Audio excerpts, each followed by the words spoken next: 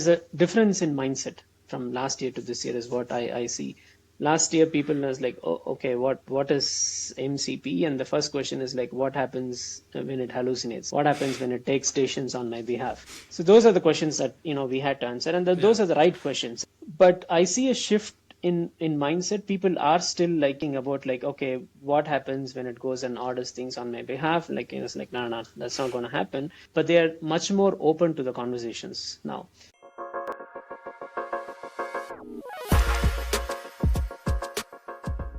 Hello everybody, you are listening to Agents After Dark, powered by Prefactor. I am Matt Doughty, your host, CEO and co-founder of Prefactor.ai. Prefactor is building the agentic control plane to allow regulated enterprise to track, manage and control your agentic stack. Build a single source of truth for your organization to drive return on investment and get your board off your back. Today on Agents After Dark, I'm very pleased to be joined by Ajay Kumar, Head of MCP Services at InfoTrack. Ajay brings with him over 17 years of experience across banking, giants like Bank of America, prop tech, insurance, and government, and now leads InfoTrack's Model Context Protocol business unit. He shapes how AI moves from experimentation into core production workflows. His background spans engineering, architecture, identity, and enterprise scale delivery, and is as focused on embedding AI directly into platforms, not just running pilots. Ajay, thank you so much for joining me today. Thanks, Matt. That was a very nice introduction. Maybe I'll listen on to this recording and see, how we can clip it. We can clip it, and you can send it to anyone you like. Yeah, no, thanks. But it's good to be here. Thanks for having me, Matt. Just to kick us off, so Model Context Protocol, MCP, for those of you who know, got released in around November 2024. It got real traction towards the middle of last year. And there aren't that many organizations that are investing in headcount specifically focused on MCP. Normally gets embedded into internal workflows and exposing them to customers. What triggered the decision to really formalize MCP as part of kind of your role and the wider business instead of just another AI experiment? It's actually a two-sided, sort of story. Like InfoTrack, yes, though it's a legal tech, prop tech organization. We are technology driven, we focus a lot on innovation, how we can leverage new technology out there where it makes sense, and how we can, service our existing clients better, and also expanding our horizons, right? So this MCP came about, our founder, Christian Beck, he listened on to a podcast, if I'm not wrong, when he was driving, where OpenAI was experimenting with Shopify. So they were like, okay, you can use OpenAI to probably order things of Shopify, so you don't get out of it. So not only you go and ask ChatGPT as to, hey, suggest me some gift ideas for Valentine's Day, you can still go ahead and buy that off of ChatGPT. Was a really, really good, thought process. And whilst internally as well, of course, like any organization, it started with the developers trying on with AI agents, code completions. We've been, using AI for long, from AWS Tech Stack to extract documentation, how to use OpenAI to do that. And when the developers were using the agentic AI, what we found was though the agentic AI was good, but it needed MCPs, it needed some connections to probably make them more productive, right? So we had to explore the idea of about MCP enabling our internal services, like our front-end component library, what we have else to probably support the developers. And that's sort of the thought process. So if you think about it, for AI agents, developers are clients. So we are clients to AI agents. We're using AI agents to, be more productive. And if that is true, that we need MCP for clients, for our clients who are using our products, if they're using AI agents, it's the same case. And then the executives sort of went on a strategy to sort of, see where it is, how we can use MCP better, what it is stuff, what things could probably be beneficial for the industry itself. And then we deliberately took a decision to disrupt ourselves, right? So we said okay, so we can do two things here. We can treat AI as an experiment, say that, okay, we can experiment on things, or deliberately change and then see like, okay, we are going to put in some serious effort here, serious, resources here, and see how we scale and like, what's happening there. And we chose the second. And change management inside our organization has always been a good strength of ours. And the messaging was very crisp, like, it is like, the right resources for the right reasons.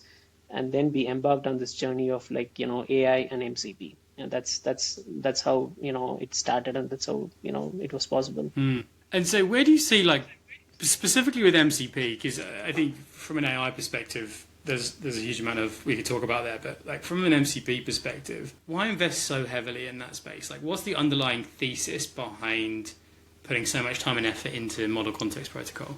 Cool. Model context protocol is a protocol. Like, what the thought process was like, today human users are clients who's ordering, searches, certificates from us. But down the line, the human users are going to use robots or AI agents to probably order stuff. And how do you service that market? So how do you probably, make yourself available to service your markets? If you have a client coming to you and say that, hey, I have an AI agent and I want to be able to order a title from you, we need a product to be able to service that. And that's what the trigger is. And to probably MCP enable was the industry-wide protocol. It was of course like Anthropic introduced it in November 2024, and since then it evolved from just an Anthropic specific protocol to industry specific protocol. And again, like the donation to Linux Foundation last December cemented it as well. Like more and more people are adopting it. And it is making the AI agents productive. And like for us the goal was simple. We want our products and services to be used by AI agents out there. The best way to probably make that happen was to MCP enable stuff. Everyone out there is trying to build AI agents, right? So yeah, we want to build an AI agent. Like every company is going to do that. Like, and that's okay. Like you can use any provider you want. It could be OpenAI, Anthropic, your enterprise AI. It's all fine. But we want it to be the electricity that every AI agent needs. And then the only way to be that and achieve that goal is to MCP enable it. And the other advantage, if you see about this whole journey, is like we've been a trusted provider of authoritative data for over 25 years now. We've done that. Like we are, data is not a byproduct for us. It is the product, right? And by enabling this, we actually can expand onto other domains as well. Like we don't have to be restricted by like what we are currently today. We can achieve more potential, because like anyone building AI agents might need data for different use cases. And that's where the thought process is like let's hook onto that, and let's probably just make ourselves ready for the future. I know that we may be a bit early starting this journey, but early the better, because we've got a lot of learnings out of it. And like we are on the right track. And that's our journey. That's why we wanted to do more. That makes sense. And I guess for anyone listening, like Prefactor was originally kind of focused on the identity piece surrounding MCP. So we've been very embedded as well. So I think that we're coming at this from very similar perspectives. Thinking about MCP from like production use case, what was the first real one of those real use case that you had for MCP in the organization that went, okay, we're not just playing around anymore. This is real. We actually, inside the company, inside the organization, we're part of, a wider group of companies as well, like, for building AI, who are also building AI agents. And like, the idea was like, okay, how do we surface our information or services, to them without any restrictions, or without anything that we have to do specific. So that is where MCP came as the single winner answer. And like we actually it was not one single service, to be honest. It was a big bang. Like we decided consciously that it is going to be MCP, so we're going to be MCP enabling every single service. So we strategically picked services like, for instance, title, ASIC, and a few other things that we offer, which we thought could resonate with, the industry very easily. And that's what we embarked on. We MCP enabled the title search first, and see like, okay, now go ahead and use it. And the use cases that we built around it was compelling as well. Like, as a lawyer, like, when you probably want to sell a property or buy a property, and then the first thing that they do is order a title, and enabling them to do it without having to come out of any agentic interface they are in is a clear winner. So that is what that is the starting point, to be honest. But there's no single trigger or single service trigger to say okay, this makes sense. So it is like a conscious decision that we'll start all in, and we'll enable MCP enable all our services. That makes sense. But when you talk about external services, when you say title, really what you're referring is to lawyers can go in to ChatGPT, connect up to your MCP server, query the titles of the data that I presume, correct me if I'm wrong, on InfoTrack, and you can do the same for ASIC data, which is an Australian regulator. What about internal? I love hearing about those use cases for kind of your customers and how they can interact with it, but a lot of organizations have invested in MCP internally first. Have you guys kind of invested in MCP? And I guess where's been the biggest wins that you've experienced from internal productivity? And before answering that one, yes, lawyers, ChatGPT, usually they don't just use ChatGPT. You have guardrails and enterprise grade AIs that they use. So yes, arbitrarily that is what they do. And yeah, so internally the biggest thing was MCP enabling our front end library. So we have a proprietary front end library called Zenith. And so when I embarked on a journey to lift and shift a legacy application to modernize that using AI agent, I was trying on and on with a lot of things, and I was using Cloud Code. I saw an immediate increase in productivity of myself when I MCP enabled that. So I could see that, because I gave it the whole. I used to give Cloud Code the whole GitHub repo to say okay, here's where the front end library is, now use that, and you have to use this theme, and you have to probably use this things, but it couldn't figure out. But when I actually just created my own quick MCP, that is when I realized that okay, this is something serious, right? So it was able to take much more deliberate actions, and it was it knew what to do. That was the hooking point, and that's how it started. The internal productivity, as I first said, is to probably MCP enable our internal services or internal products, so that the developers boost productivity. And that's how the journey of internal MCP started. And what about outside of the engineering department? Because I think it makes a lot of sense that you would leverage kind of your engineering prowess to be able to build MCP servers to help you develop faster. But most of the organization isn't using Claude Code, but probably are using other AI solutions. Did you identify any easy wins, or even wins in general, that you could leverage MCP for? So outside of engineering department, I would probably say that we're still exploring. There's no not an MCP server that sort of nailed, and it's primarily because the MCP servers out there, the common conception is we don't find MCPs out there as much as we want to probably make us more productive in other areas, right? This is also a call for action, right? Because people still look at MCP as knowledge providing tools. They don't see MCP as it can just not give you data, but it can also give you tools that you can execute actions on. We couldn't find any relevant tools out there to say okay, now outside of this, my sales team can go ahead and use that to probably do it. And recently, I guess people.ai hooked on to sales AI MCP. I read it about it this week, and I can see that the transition is happening. But when we started internally looking for okay, which other department could probably just benefit from this MCP, honestly speaking, there wasn't a lot of meaningful MCPs out there that the teams could use and leverage, and that again is a big industry gap, I would probably say. Yeah, I mean, it's an interesting one, because I think obviously with OpenAI announcing agent apps towards the end of last year, I think there was certainly, at least from our team and some of the customers who we were speaking to, a lot of enthusiasm about the direction that was going to go. I think our view is the adoption isn't quite there, because those big LLM organizations haven't quite nailed the experience, because I think one of my aha moments with MCP was when I connected up Fireflies, which we use to record our customer calls, and then I was able to query all of the customer calls that I'd done through the MCP server that I'd connected up with Claude. And I mean, it was phenomenal. Like, it was like one of those moments that you experience rarely in life, where it's like, I've just instantly improved my productivity.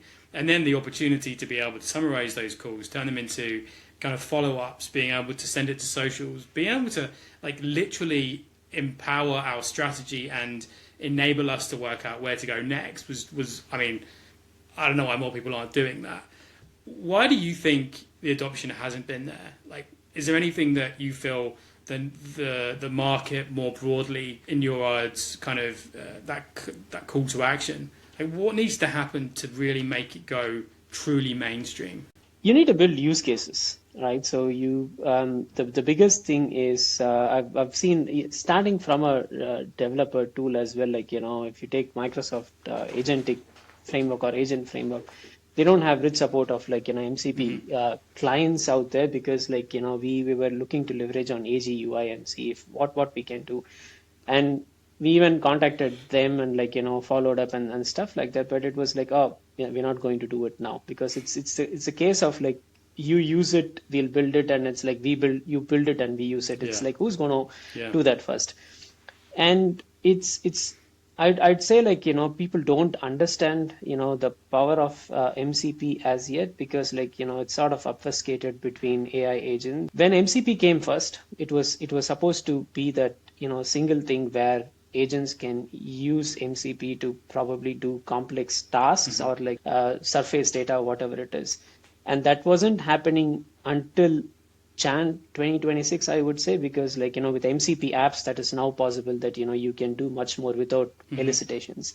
And people providing the technical frameworks, even major AI providers, didn't support the SDK as it is out of the box. Elicitation is one of the major features, right? So we have very complex products at InfoTrack, and to probably just we want the human to be in the loop.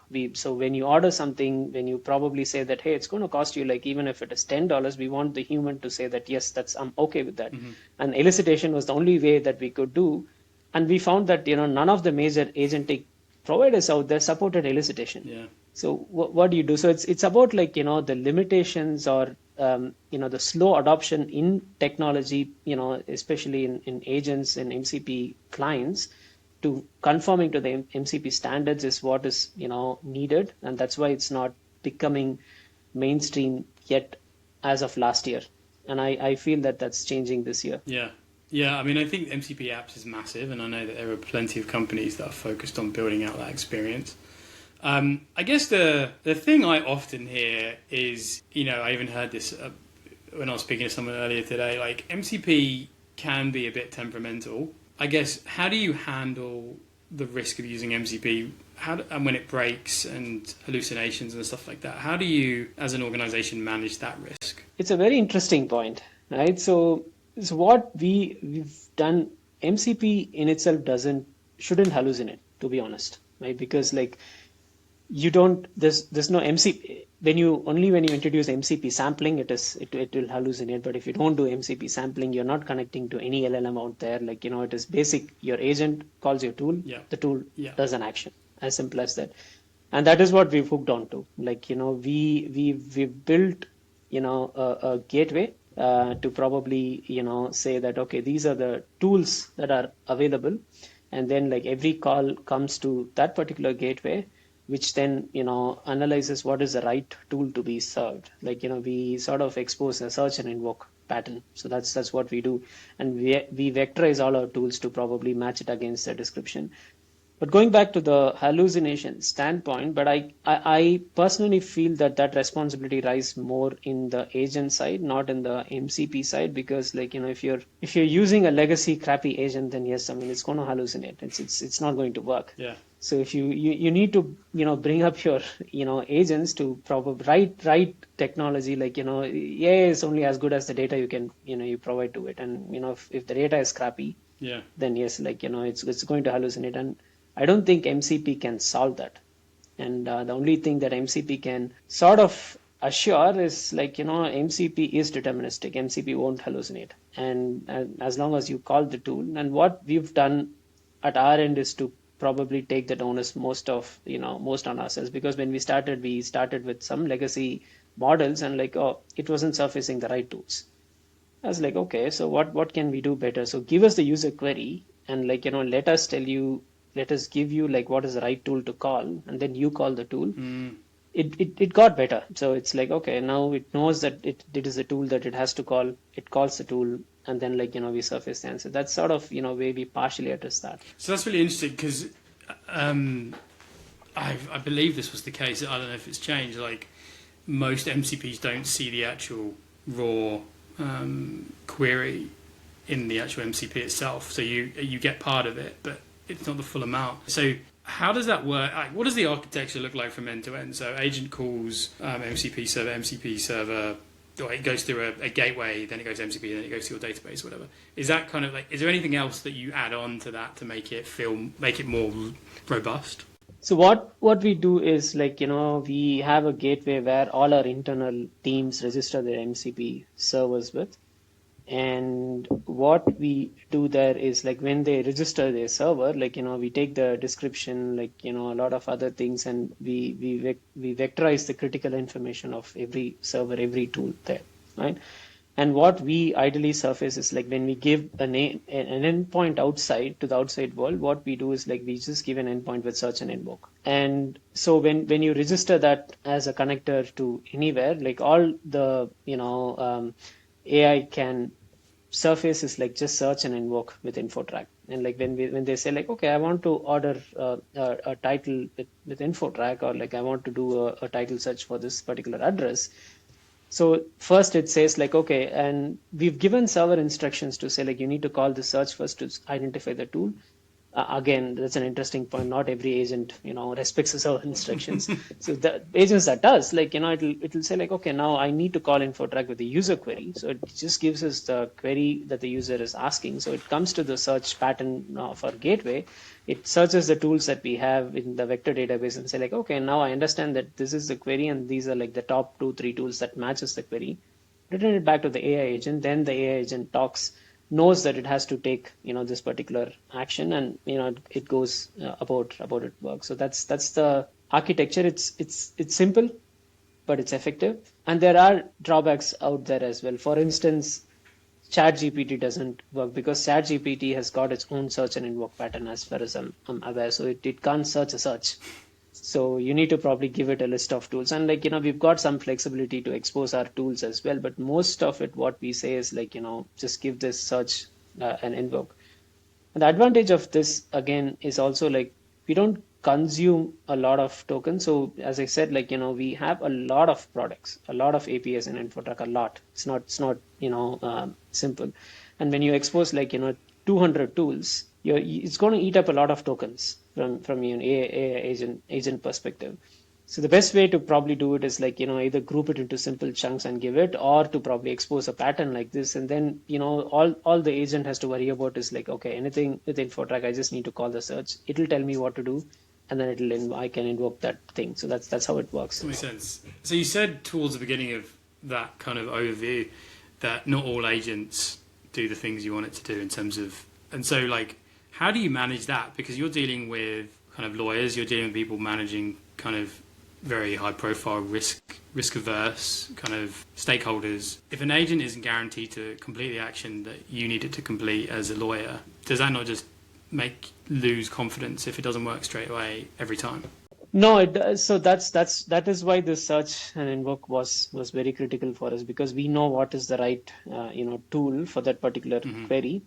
And then see when you go ahead and work with, most of the lawyers, as I said in the beginning, and again, that is why I'm connecting the dot, they're not going to go to ChatGPT and say okay, order a title, it might, but they're going to use enterprise AI, most of the businesses out there, or whatever they want to use. And we're going to be working with integrating our MCPs to those enterprise AI systems, and then they usually what they do is they have a defined use case or a defined workflow that they want to work with, and most of the times we know what tools they need, and we surface the tools that they want.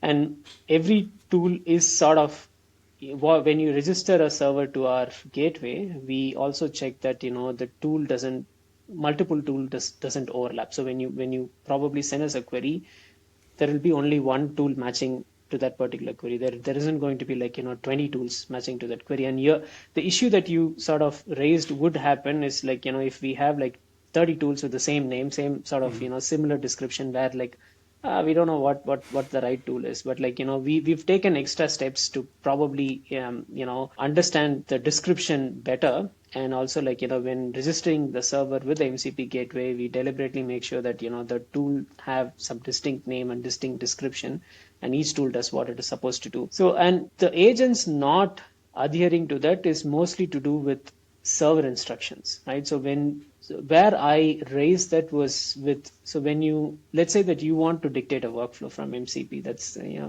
being a bit cheeky, right? So you want to probably say that, hey, go call this tool first, then you have to do this and this. Some agents ignore that. It's good as well, because then you don't prompt inject anything, so you can probably just stay away from that one. And that is where the issue is, where we want to probably have a workflow, and that's where we can't do it. But we've never faced an issue where they wanted to call a title, but then they ended up getting an ASIC. That's never happened for us. Yeah, okay. That makes sense. So I guess the natural follow-up is you haven't had to shut down anything because of behavior. No, not yet.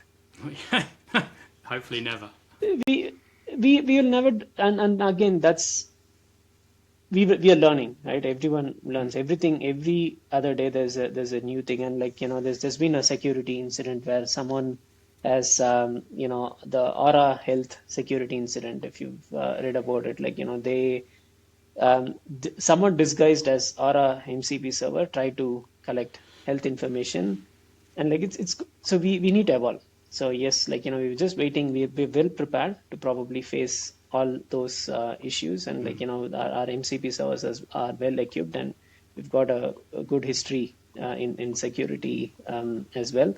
But yeah, so we need to watch. We need to be vigilant. Yeah. No, you definitely do. And I think, as with all new technologies, I think when you're exposing tools and this type of stuff to customers, I guess the follow-up to that is, obviously MCP is very new. You're dealing with fairly risk-averse organizations, although I think it's fairly easy to see the value of why you would connect to InfoTrack via an MCP server. But how do customers react when you talk about kind of connecting up to the data via MCP? Do they understand it? Does it require a lot of education? Kind of what's the market reaction been? So last year, as I said, we started the journey only late last year. Mm-hmm. It was November of last year. And as of today, we're talking to customers, there's not a concrete use case of they're using it. Many are trialing it, to be honest. There's a difference in mindset from last year to this year is what I see. Last year, people was oh, okay, what is MCP? And the first question is what happens when it hallucinates? What happens when it takes stations on my behalf? So those are the questions that we had to answer, and those are the right questions, right? You need to ask those. But I see a shift in mindset. People are still asking about okay, what happens when it goes and orders things on my behalf? It's no, that's not going to happen. But they are much more open to the conversations now. So I'll probably just, without revealing the name, we met with a client this week, and we said, and that was not a developer or a tech person. When we jumped onto the call, he said oh, you know what, I've got an AI agent. We built an AI agent, and we want to use we want to make that AI agent more productive. Tell me how you can help me. And it's that's a big shift. That's from a client telling us I've built this. You tell me how you can make my AI agent more productive. The secret sauce is MCP. So I didn't have to say that we didn't have to sell, or we didn't have to convince. The client wanted to probably just say how can you make me more productive? And it's taken time. It will take time. But I see that there is a shift in the mindset of the customers. It's about as I said, two things: use case, what's in it for me, why should I use it? And we just explain saying that you hire admin in your organization, do you want your admin to, when you give a work to your admin, do you want that admin to go figure out information, come and tell you that, hey, I've figured it out, but this is what you have to do?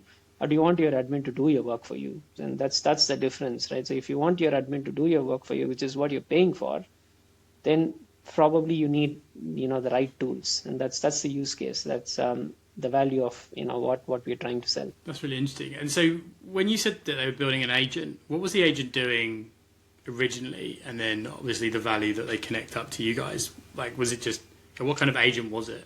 So they again they're trying to, what they were trying to do was to automate incoming emails. It looked at incoming emails and it was trying to figure out like what it is, drafting a response, and also say that, hey, I'm working on this. It's okay. Yeah, I'll get back to you. And then creating files and things like that in their systems to say like, okay, this is the work, allocate the work, and like who has to take care of that. But then it stopped there, right? Because yeah, I mean, you've got context to do what you have to do. You've got your organization context, but what's the next step? So that's the next step, right? So once you've got that, how do you take it forward? What do you next? I have a workflow. I know what I want to do, but but every step of the way tells me that, okay, I've done this, but I need you to do this so that I can proceed. They wanted to probably just circumvent that and say like, okay, when I tell you to do something, go ahead and do something. So that's the productivity that they were expecting. Yeah, wow. I guess it is much more common and much easier to build this stuff these days than it was even 6 months ago. I think the narrative continues to shift, and I guess it doesn't surprise me that that type of organization would be investing in agents and looking at MCP. I guess it's a surprise though, because I think from an MCP perspective, I think there's still a lot of skeptics out there around why. I remember asking the number of questions you get asked, it's just an API wrapper. It's like, okay. I mean, I'm sure there's going to be people out there going, it's just an API wrapper. I think one of the observations I've made is that the journey that MCP's gone on over the past, I'd say 12 months, it feels a bit confusing.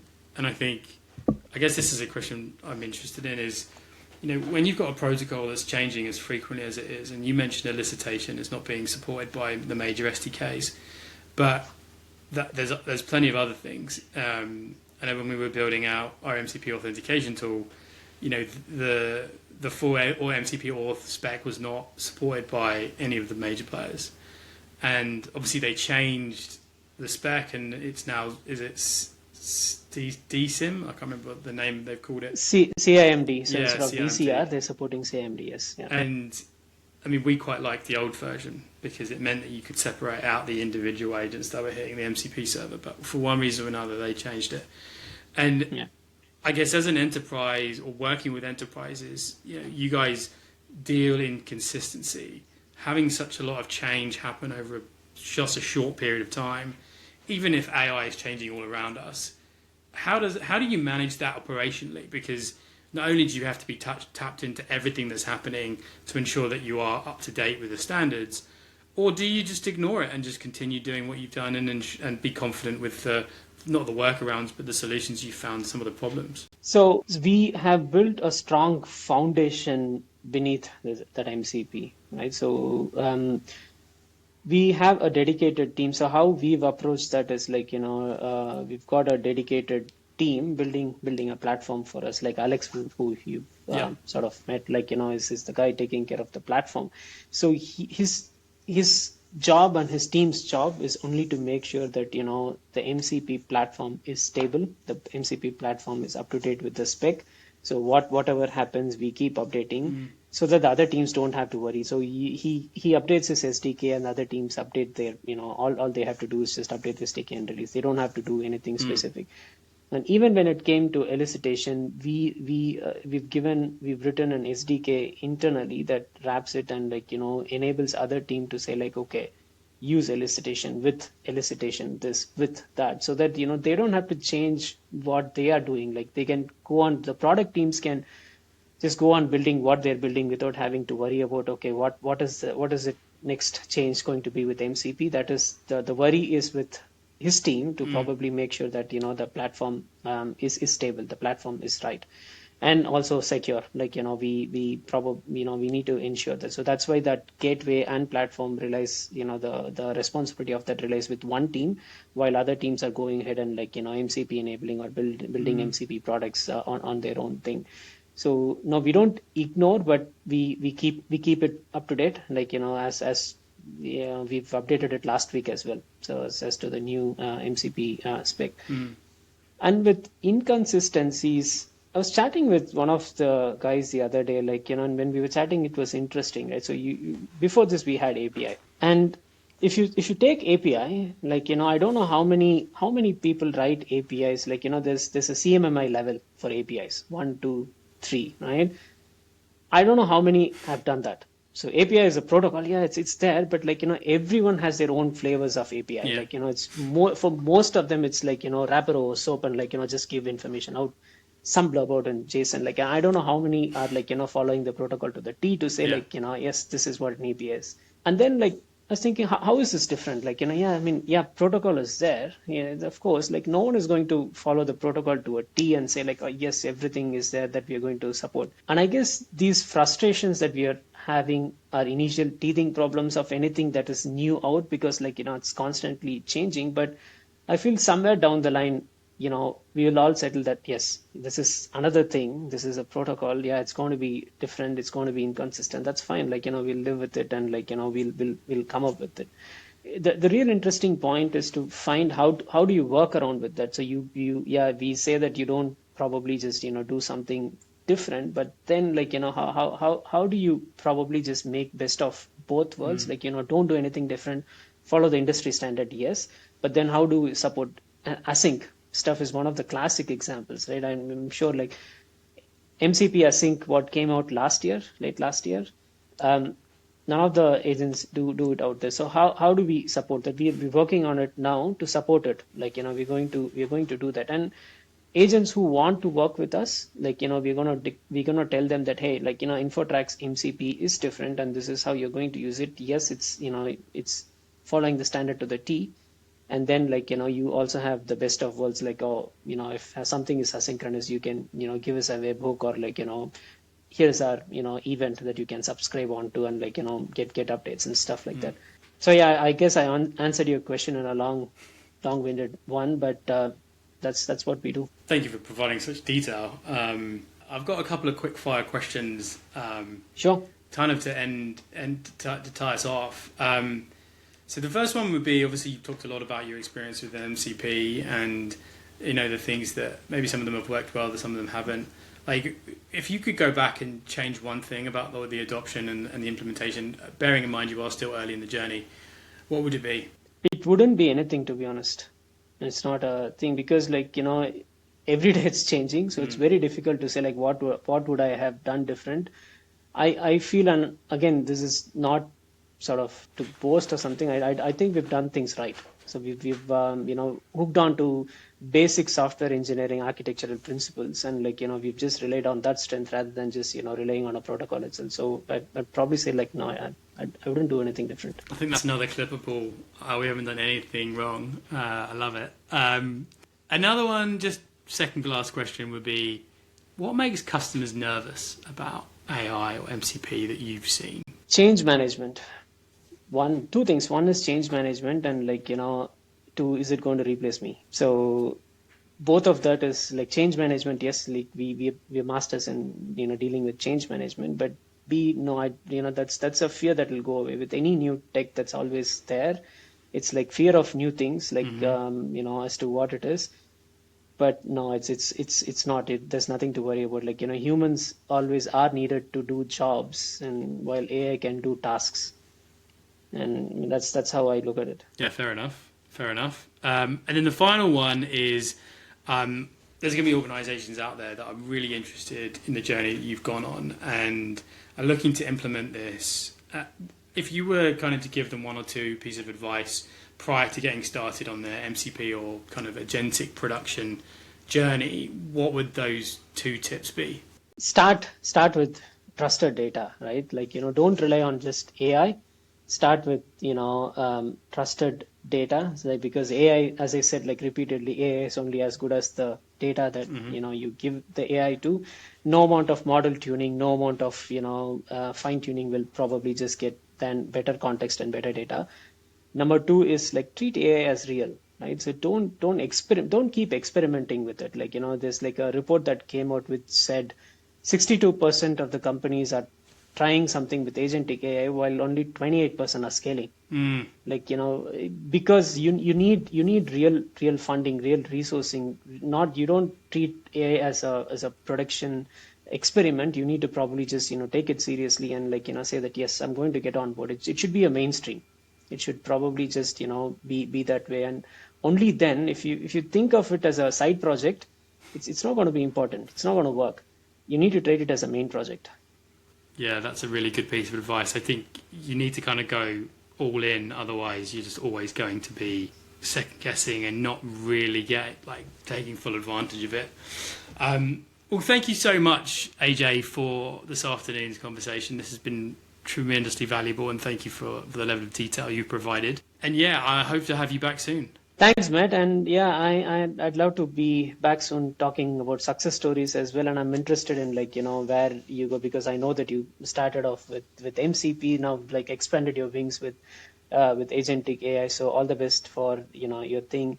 And one last, sort of call to action is, like, I'd like to work with you to understand and, like, how we can probably do it. And like for anyone listening onto this podcast is, you know talk to me, like, connect with me in LinkedIn and see, like, how you can probably just, leverage what we've done. Like, we can help you, like, understand what it is, build use cases or do what it is. And it gives me that satisfaction that, I've helped, someone to do something good with AI and MCP. So yeah, that's something that I'd probably say to end. Absolutely. Well, brilliant. Well, thanks so much. So anyone can get in touch with AJ. So we have been Agents After Dark. Thank you very much, and speak again soon.